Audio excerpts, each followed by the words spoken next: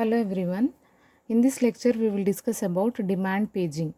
Okay, normally in virtual memory, if you want to execute any process or any program, the part of the program, the some part of the program will be present in the main memory, because main memory slots are very less when compared to the secondary memory slots. So that's why in virtual memory what we have seen, only part of the program will kept in the main memory.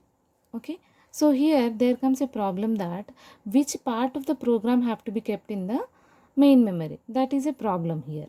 Normally by using virtual memory concept, it gives an illusion to user that it is storing total program, total process in the main memory, but actually it is not. It is just keeping a part of the program, only few pages of the program in the main memory. But here in this demand paging concept, which part of the program, means which pages of the program have to be kept in the main memory, will be discussed. This demand paging gives the solution to the problem where which uh, pages have to be kept in the main memory. We will see this with an example. See, this is the CPU, this is the main memory, and this is the secondary memory. Okay, so in main memory there are 5 frames, 1 2 3 4 5. Okay, in these 5 frames, 2 frames are occupied by some other process. Okay, 2 frames are occupied by some other process. Let us say that this frame 1 and this frame 3 and frame 4 are free now. Okay, and I have a program which consists of some 8 pages here. Okay, my program consists of some 8 pages here. Now if I want to execute this program, I have to load these pages into the main memory. But in main memory, those many slots are not available, because the space or the memory in the main memory is less when compared to the secondary memory. So what I will do, what virtual concept does is, it will store some part of the pages, some part of the program into the main memory. That is, some from page 1 to page 5 you can store in the main memory.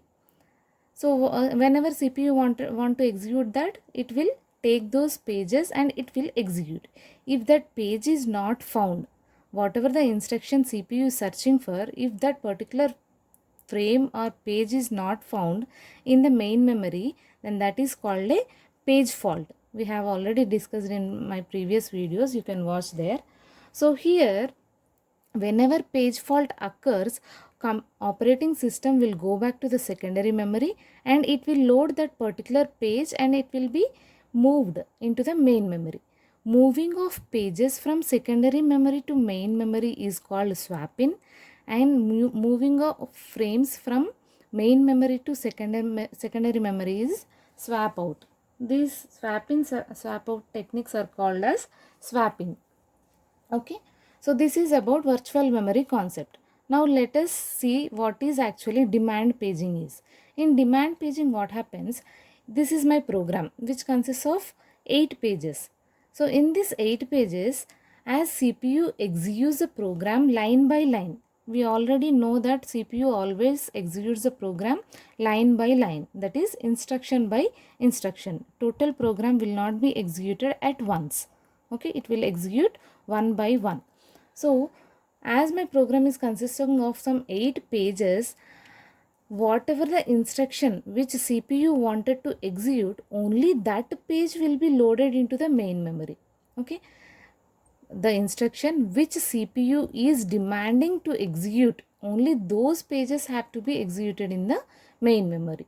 Okay, so here, as these 2 frames in the main memory are occupied and only 3 slots are available here, I will load only those pages which CPU is demanding for. Let us say that CPU is demanding for F1, F2, F5 pages.